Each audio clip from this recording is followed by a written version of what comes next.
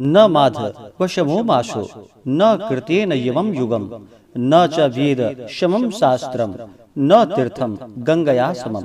जय श्री राधे कृष्ण। आप सभी का हमारे YouTube चैनल पे बहुत बहुत स्वागत है।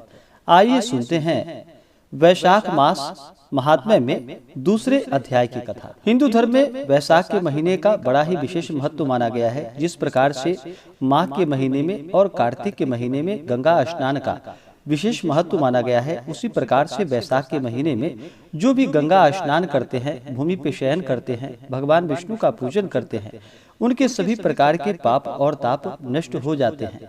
तो आइए सुनते हैं वैशाख मास महात्म्य में दूसरे अध्याय की कथा। तो बोलिए प्रेम से भगवान विष्णु की जय, माता लक्ष्मी की जय, सर्व देवी देवता की जय। नारद जी ने कहा कि हे राजा, वैशाख के समान कोई महीना नहीं है, सतयुग के समान कोई युग नहीं है, वेदों के समान कोई शास्त्र नहीं है और न गंगा के समान कोई उत्तम तीर्थ है। जलदान के समान कोई दान नहीं, स्त्री सुख के समान कोई सुख नहीं, खेती के समान कोई धन नहीं और जीवन रहने के समान कोई लाभ नहीं। न तो अनशन के समान कोई तप है, न दान से बड़ा कोई सुख है, न दया के समान कोई धर्म है और न नेत्रों के समान कोई ज्योति है। भरपेट भोजन के समान कोई तृप्ति नहीं है, खेती के समान उत्तम कोई व्यवसाय नहीं है, धर्म के समान कोई मित्र नहीं है और न सत्य के समान कोई यश कीर्ति है। निरोग रहने के समान कोई उत्थान व अभ्युदय नहीं, भगवान विष्णु को छोड़कर अन्य कोई रक्षा करने वाला नहीं है। वैशाख मास के समान पवित्र मास इस जगत में कोई नहीं है, इसे विद्वान लोग ने जाना एवं माना है। यह वैशाख मास जो कि बड़ा ही उत्तम एवं शेषशायी भगवान विष्णु को सदा प्रिय है। जो मानव भगवान के अत्यंत प्रिय इस मास को बिना किसी नियम या व्रत किए ही यूं ही टाल मटोल करके उपेक्षित कर बिता देते हैं, वह सभी धर्मों से बहिष्कृत होकर शीघ्र ही पशु योनि को प्राप्त करता है। जिन मृत धर्मियों का वैशाख मास बिना नियम व्रत के यूं ही बीत जाता है, उन सब का अभिलषित पूर्ति के लिए किया गया सारा धर्म व्यर्थ है। वैशाख मास में जो अपने भक्ष्य रसों जिनमें की वह सदा से लगा हुआ है नियम मन कर ले, तो इनमें कोई संदेह नहीं कि वह अवश्य ही विष्णु सायुज्य मुक्ति को प्राप्त करता है। इस जगत में बहुत से धन एवं अनेक प्रकार के व्रत नियम भी हैं, जो देह में थकावट लाने मात्र के लिए और पुनः पुनः जन्म दिलाने वाला है, किंतु वैशाख मास का स्नान मात्र ही ऐसा है कि मानव पुनः पृथ्वी पर जन्म नहीं लेता। संपूर्ण दानों में जो पुण्य है एवं सभी तीर्थों में स्नान से जो फल है, वह फल वैशाख मास में दान मात्र से अच्छी तरह प्राप्त होते हैं। कल्याण व ऐश्वर्य की कामना करने वाला मानव यदि जलदान में स्वयं समर्थ हो तो दूसरे की सद्बुद्धि देकर उसे प्रेरित करना चाहिए, अर्थात दूसरों के द्वारा भी इसे कराना चाहिए, क्योंकि सभी दानों में यह श्रेष्ठ है। एक तराजू पर एक ओर अन्य सभी दानों को और एक ओर केवल जलदान को रखा जाए तो जलदान का पुण्य ही विशेष महत्व रखता है, अर्थात भारी होगा। जो मानव मार्ग में चलने वाले पथिकों को प्रपादान के द्वारा संतुष्ट करता है, वह अपने करोड़ों कुल का उद्धार करके विष्णु लोक में पूजा जाता है। हे राज सत्तम, इसमें संदेह नहीं है कि यह प्रपादान देवताओं, ऋषियों और पितरों को अत्यंत प्रसन्न करने वाला अक्षय पुण्य है। रास्ता चलने की थकावट से दुखी पथिक जिसके पौसरे के जल से संतुष्ट हो गए, उनके द्वारा ब्रह्मा, विष्णु, महेश एवं अन्य सभी देवता संतुष्ट हो गए। हे राजन, वैशाख मास में जल की इच्छा करने वाला जल, छाया की इच्छा वाला छाया एवं पंखे की इच्छा वाला पंखा चाहता है। और वैशाख मास में जल, छाता एवं पंखा इनका दान विशेष महत्व रखता है। वैशाख मास के आने पर घर कुटुंब वाले ब्राह्मण को जल से भरा हुआ घड़ा दान न देकर मनुष्य पृथ्वी पर चातक योनि में जन्म लेता है। प्यास से व्याकुल किसी महात्मा या प्राणी को जो शीतल जल पिलाता है, हे राजन, वह उतने मात्र से ही 10,000 राजसू यज्ञों का फल पाता है। घाम एवं थकावट से दुखी ब्राह्मण को जो पंखे डुलाकर सुख देता है, वह उतने मात्र से पाप रहित होकर पक्षियों का राजा हो जाता है।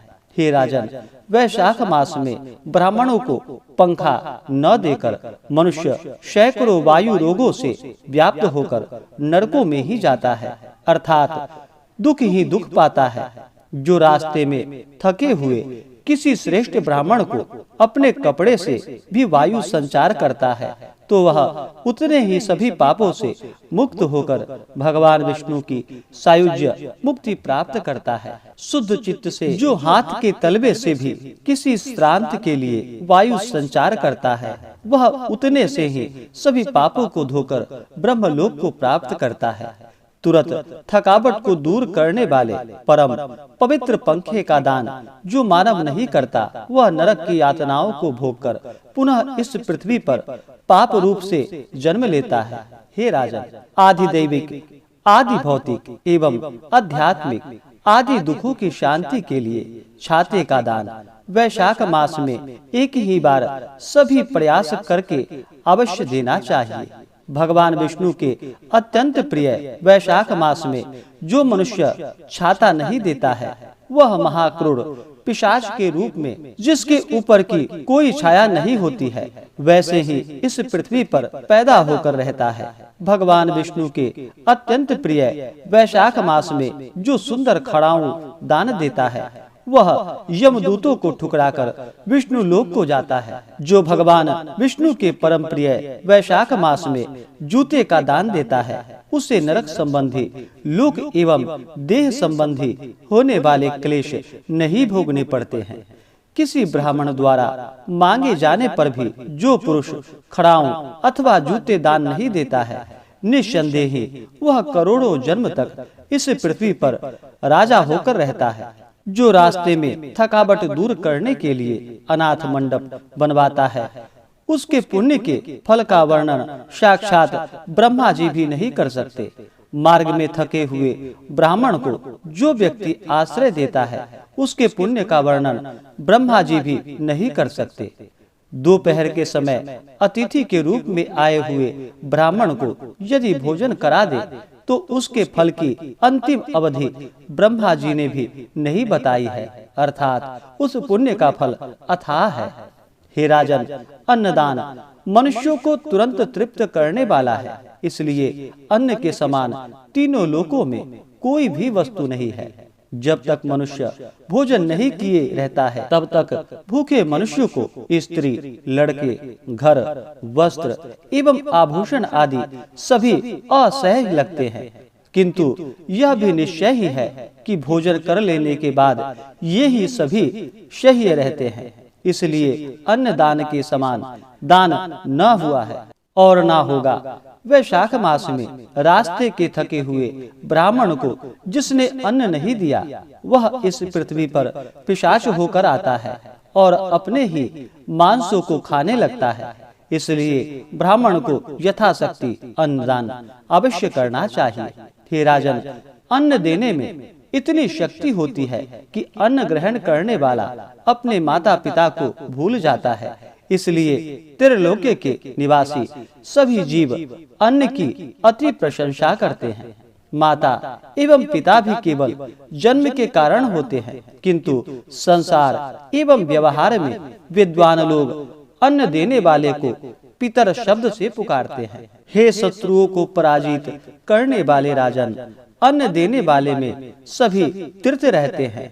अन्न देने वाले में सभी देवता तथा सभी धर्म भी रहते हैं। अन्न दे सर्व तीर्थानि, अन्न दे सर्व देवता, अन्न दे सर्व धर्माश्च तिष्ठन्त्य रिपराजय।